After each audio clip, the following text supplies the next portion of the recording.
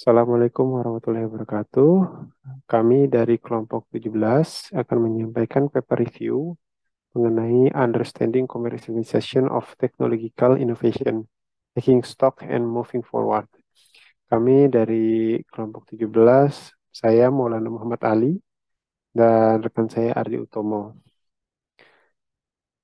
Mengenai identitas paper, judul paper ini adalah Understanding Commercialization of Technological Innovation, Taking Stock and Moving Forward, di mana ditulis oleh Dr. Afimanyu Datta, keduanya oleh Dr. Debmalia Mukherjee, dan yang ketiga oleh Profesor Leonard M. Jessup, di mana paper ini diterbitkan di tahun 2014. Daftar isinya yakni pertama adalah abstrak dan pendahuluan, kedua definisi dan batasan, ketiga metodologi penelitian, empat hasil penelitian, kelima kelebihan dan kekurangan paper, dan yang keenam adalah saran. Abstrak, ini komersialisasi dari inovasi teknologi, merupakan kunci sukses dari wira usaha, di mana mempresentasikan kombinasi dari beberapa aktivitas kewirausahaan. Penelitian ini meringkaskan 194 artikel dari 62 jurnal, lalu peneliti mengkategorisasikan menjadi 6 tema aktivitas kewirausahaan, yakni innovation source atau sumber inovasi, innovation type, jenis inovasi, lalu market entry competence and feasibility, kompetensi memasuki pasar dan kelayakannya, protection atau keamanan, development, pengembangan, dan deployment penyebaran. Review dan sintesis dari penelitian ini ialah menyarankan sebuah kerangka kerja dan komersialisasi dan agenda untuk mengadakan penelitian di masa mendatang dengan rekomendasi dan panduan untuk penelitian lebih lanjut, di mana agenda yang diajukan menyediakan topik dan pertanyaan ilmiah untuk penelitian, sebagaimana terkorelasi rekomendasi tentang studi dan latihan dari komersialisasi inovasi. Masuk ke pendahuluan, bahwa inovasi ini bisa dikatakan sebagai kunci hidup dari sebuah perusahaan. Kemampuan untuk mengkomersiasikan inovasi akan membantu perusahaan masuk ke dalam pasar atau membuat pasar sendiri, di mana jalan menuju komersialisasi inovasi secara sederhana itu hanya dua, yakni dimulai dengan menghasilkan ide serta meluncurkan produk, di mana di antara kedua aktivitas tersebut terdapat aktivitas kompleks.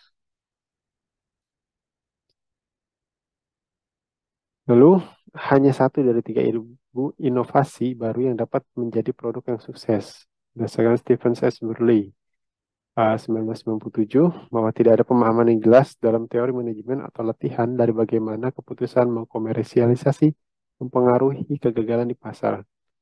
Peneliti mengkategorisasikan tema dari literatur yang direview menjadi 6 aktivitas kewirausahaan. Pendahuluan masih melanjutkan, peneliti bahwa menyarankan pertanyaan-pertanyaan ilmiah penting untuk keperluan mengejar penelitian dalam komersialisasi inovasi. Peneliti di sini menghubungkan berbagai tema yang ada dalam pertanyaan ilmiah yang dapat memberikan wawasan yang lebih luas. Di sini juga peneliti menyediakan rekomendasi form untuk menginvestigasi pertanyaan-pertanyaan ilmiah yang menghubungkan tema-tema dari komersialisasi innovation. Definisi dan batasannya, ini komersialisasi inovasi merupakan aktivitas yang dibutuhkan sebelum memperkenalkan inovasi ke pasar atau produk ke pasar, di mana proses pembuatan inovasi dapat diartikan sebagai penemuan. Dalam penelitian ini difokuskan kepada komersialisasi inovasi untuk inovasi produk berbasiskan teknologi, seperti pembuatan produk minuman kopi yang dibuat dengan mesin pembuat kopi terbaik. Dalam metodologi penelitian, di sini peneliti menggunakan review strategi, yakni mencari artikel di Web of Science, JSTOR, ABI, Auto Informs, and EBSCO host database dengan menggunakan kata kunci commercialization, innovations, teknologi, dan kata-kata turunannya seperti komersial, teknologikal, dan lain-lain, di mana tidak membatasi pada pencarian abstrak, tapi ke dalam seluruh isi dari artikel, dan juga tidak membatasi pada spesifik jurnal. Lalu dari hasil scratching tersebut, didapatkan 194 artikel unik yang diterbitkan dalam 62 jurnal. Di sini peneliti melakukan review cakupan dan tujuan dari masing-masing artikel, lalu dikategorikan ke dalam masing-masing disiplin, seperti pada tabel 1. Di sini bisa kita lihat disiplin terbagi atas economics, entrepreneurship, interdisciplinary, manajemen, marketing, others, and strategi.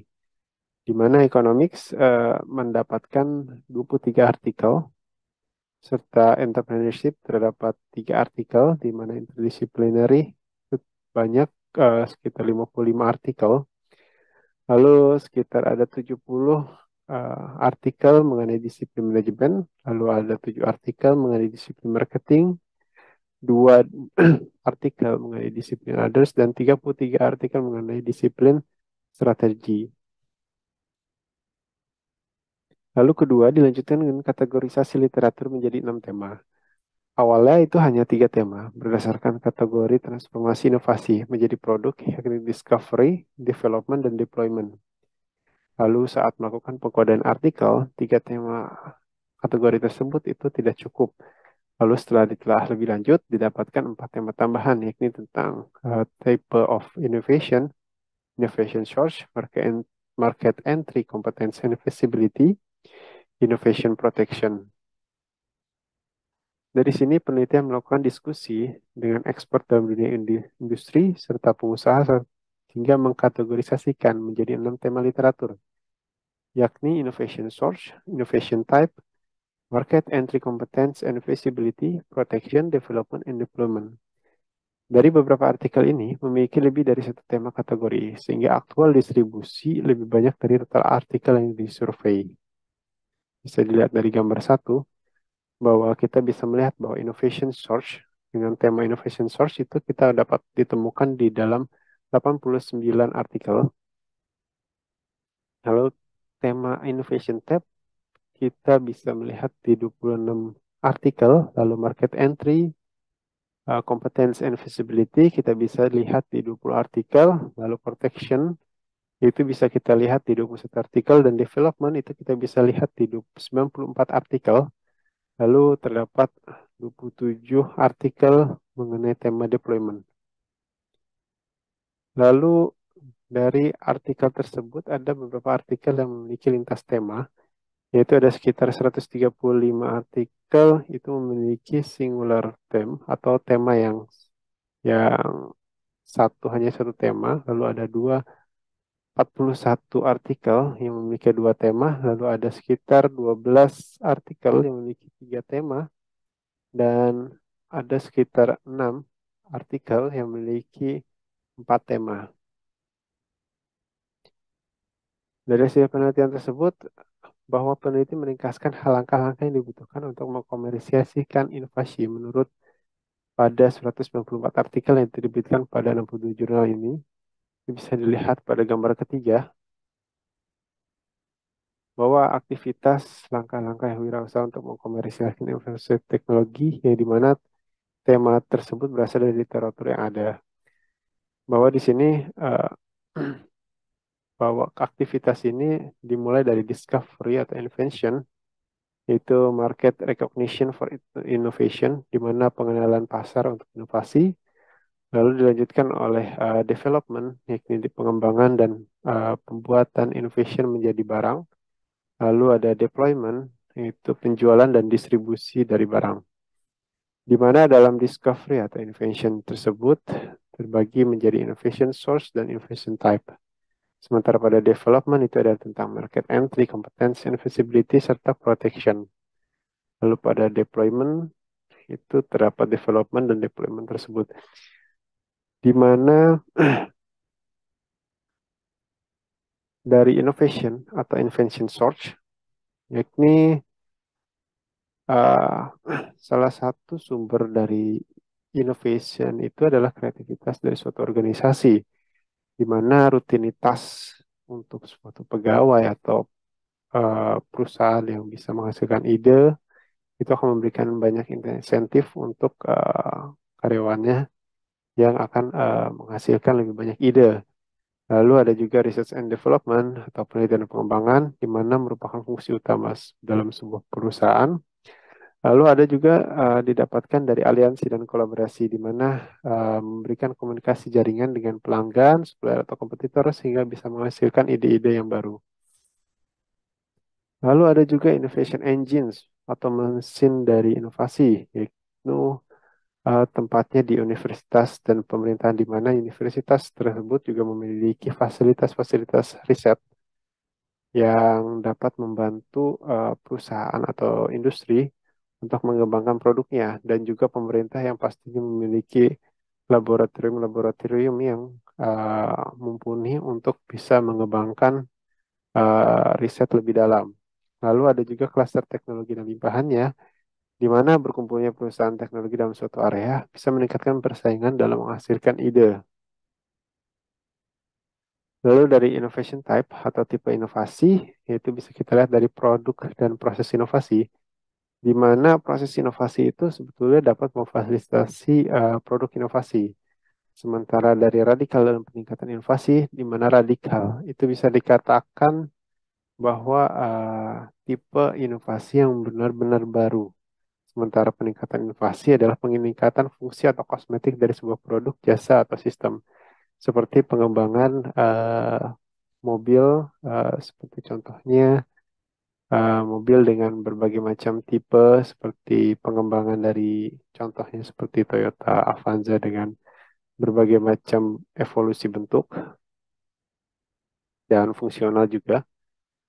Lalu ada juga di peningkatan kompetensi dan penurunan atau perusahaan kompetensi, di mana peningkatan inovasi dari produk yang sudah ada, di mana inovasi pun dapat menjadi perusak dari produk yang sudah ada.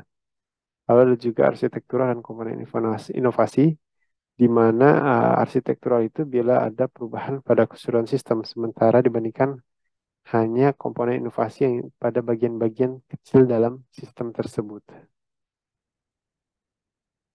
Lalu dalam market entry, competence dan feasibility, yaitu mengenai kompetensi uh, dari suatu orang wirausaha yang bagaimana uh, menilai waktu masuk dan keuntungan ini sebagai penggerak pertama, yaitu di mana faktor-faktor yang mempengaruhi waktu untuk bisa kita memasukkan inovasi, yaitu kita melihat dari margin pergerakan margin produk tersebut, lalu dari teknologi dan ekspektasi pelanggan.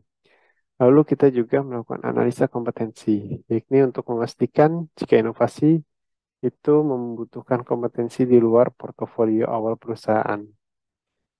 Mungkin untuk selanjutnya bisa dijelaskan oleh teman saya, Ardi Utomo, silakan. Terima kasih. Oke, baik. Kita ulangi. Terima kasih Pak Ali atas penjelasan di subbab sebelumnya. Kemudian saya akan melanjutkan untuk penerapan, yaitu menjual dan mendistribusikan produk. Dapat terlihat di sini adalah ada 3 aspek utama dalam development, yaitu pertama, desain dan pembuatan produk. Kemudian yang kedua adalah proses pengembangan inovasi. Ketiga adalah format peluncuran. Untuk desain dan pembuatan produk itu umumnya kolaborasi dengan membentuk aliansi strategis berupa joint venture, perjanjian lisensi, dan outsourcing. Kemudian untuk proses pengembangan inovasi, pengembangan produk yang sukses bertujuan untuk memenuhi kebutuhan pelanggan, melibatkan supplier dan juga tools yang berupa komputer aided design. Selanjutnya adalah format peluncuran. Inovasi dapat diluncurkan dalam berbagai bentuk, seperti spin-off, anak perusahaan, atau joint venture. Oke, next. Kemudian penerapan, menjual dan mendistribusikan produk.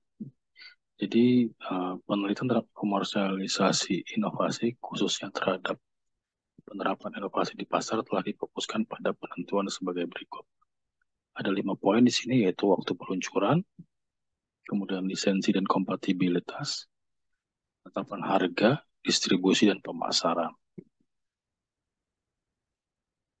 Oke, untuk waktu peluncuran, jadi menurut literatur, salah satu faktor yang mempengaruhinya inovasi atau peluncuran adalah siklus bisnis dan efek musiman. Kemudian untuk lisensi dan kompatibilitas, jadi lisensi pada suatu inovasi tergantung pada masalah kompatibilitas, yaitu dapat bekerja dengan produk dari teknologi generasi sebelumnya. Penerapan harga ada dua jenis, yaitu market skimming, jadi biasanya harga di atas harga pasar. Jadi untuk memberikan citra bahwa produk tersebut memang eksklusif ya seperti itu. Kemudian penetration pricing yaitu harganya jauh lebih murah dari uh, seharusnya gitu. Bisa untuk melakukan penetrasi terhadap pasar. Kemudian distribusi bisa menggunakan web atau menggunakan distributor. Kemudian pemasaran ini juga bervariasi. Uh, Jadi metode pemasaran bervariasi dalam beberapa atribut tertentu seperti biaya jangkauan dan konten informasi. Oke, next. Nah, ini adalah mendorong penelitian komersialisasi inovasi teknologi ke depan ya. Jadi bisa dilihat di tabel, ada beberapa konsep yaitu viabilitas dan tata kelola, kemudian inovasi radikal dan batas industri, kemudian pasar masa depan dan inovasi radikal dan tata kelola.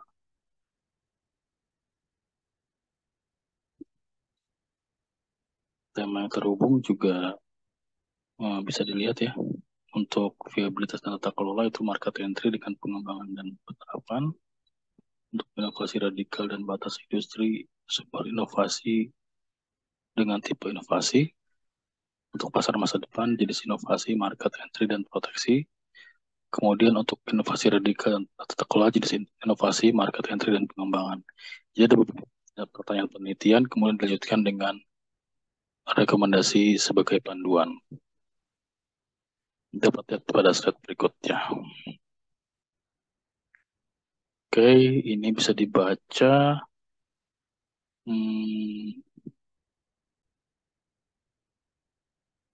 Oke, untuk pertanyaan penelitian RQ1, bagaimana potensi keuntungan dan jarak antara kemampuan saat ini dan yang dibutuhkan mempengaruhi bentuk pengelolaan inovasi yang tepat untuk suatu perusahaan? Kemudian yang kedua adalah seberapa besar potensi keuntungan harus menjadi sebelum mengembangkan kemampuan in-house atau menggunakan kemitraan untuk membawa inovasi ke pasar. Dan yang pertanyaan ketiga adalah apakah perusahaan perlu memperluas batas-batas industri inti mereka dan mencakup inovasi yang berbeda dari yang ada untuk memperkenalkan inovasi radikal? Nah, ini poin yang menjadi rekomendasi sebagai panduan untuk menjawab pertanyaan tersebut sebagai berikut. Misalkan untuk pertanyaan pertama itu, misalkan data arsip untuk bukti kemampuan pengembangan. Contohnya, akuisisi Gold terhadap Motorola. Kemudian untuk pertanyaan kedua, panduannya adalah survei manajer produk yang menguji apakah beberapa inovasi baru dapat memperluas bisnis inti perusahaan. Dan juga untuk yang lain dapat dilihat di tabel. Ini akan menjadikan panduan untuk penelitian selanjutnya. Oke, ini pertanyaan keempat. Sejauh mana paten, aset pelengkap, dan inovasi model bisnis menunjukkan komitmen terhadap pasar masa depan? Kemudian pertanyaan kelima, apakah kebaruan sudah cukup untuk menentukan perubahan dalam bentuk pengelolaan? Dan jika tidak, apa saja kondisi batasannya? Baik, ini juga penulis sudah menyampaikan beberapa rekomendasi sebagai panduan. Juga dapat dilihat pada slide. Oke, next. Diskusi dan implikasi. Yang pertama, para penulis juga menyarankan agenda penelitian yang terdiri dari pertanyaan-pertanyaan penelitian bagi peneliti komersialisasi inovasi untuk dilakukan. Itu ada di tabel sebelumnya. Kemudian, yang kedua, komersialisasi inovasi adalah aktivitas kewirausahaan yang krusial untuk pengembangan dan pertumbuhan ekonomi. Yang ketiga, para penulis merekomendasikan agar manajer menilai jaringan mitra mereka dan kemampuan mereka sebelum membuat keputusan. Oke, next. batasan dan kesimpulan. Yang pertama, tinjauan ini bertujuan untuk menangkap semua tema yang terkait dengan aktivitas kewirausahaan dalam komersialisasi inovasi di berbagai bidang. Kemudian yang kedua, kerangka kerja dan agenda penelitian yang diusulkan harus divalidasi melalui ujian empiris dan studi kasus terperinci. Kemudian yang ketiga, perusahaan bertahan karena kemampuan mereka untuk membawa inovasi ke pasar. Tentu saja seperti itu ya. Oke, next. Kelebihan dan kekurangan paper. Kelebihan, paper ini menyediakan tinjauan komprehensif dari 194 artikel dari 62 jurnal yang mencakup berbagai bidang penelitian tentang komersialisasi inovasi. Yang kedua, kelebihannya adalah memberikan manfaat yang cukup besar bagi praktisi yang mencari jawaban terkait komersialisasi inovasi teknologi. Untuk kekurangannya ialah kurangnya kejelasan mengenai komersialisasi inovasi disebabkan oleh sifat interdisipliner dan variabel yang unik pada setiap disiplin. Kemudian yang kedua ialah asumsi bahwa penelitian dalam bidang seperti manajemen, pemasaran, strategi, dan ekonomi akan menangkap semua tema yang terkait dengan kegiatan kewirausahaan. Nah, ini mungkin tidak lengkap gitu ya. Oke. Saran, satu, penelitian masa depan harus berfokus pada memvalidasi kerangka kerja, mengasah tema menjadi konstruksif, dan mengevaluasi kembali asumsi dan kondisi batas yang terkait dengan kerangka kerja dan agenda penelitian. Yang kedua, pendekatan dua langkah direkomendasikan. Menguji tautan yang diusulkan secara empiris dan melakukan studi kasus terperinci untuk mengungkap bagaimana perusahaan menggabungkan aspek dari setiap tahap untuk membawa inovasi ke pasar. Kemudian terakhir, studi kasus juga harus mencari karakteristik khusus perusahaan dan industri. Baik, itu saja dari kami. Terima kasih. Jika ada pertanyaan, silahkan komen di bawah ini.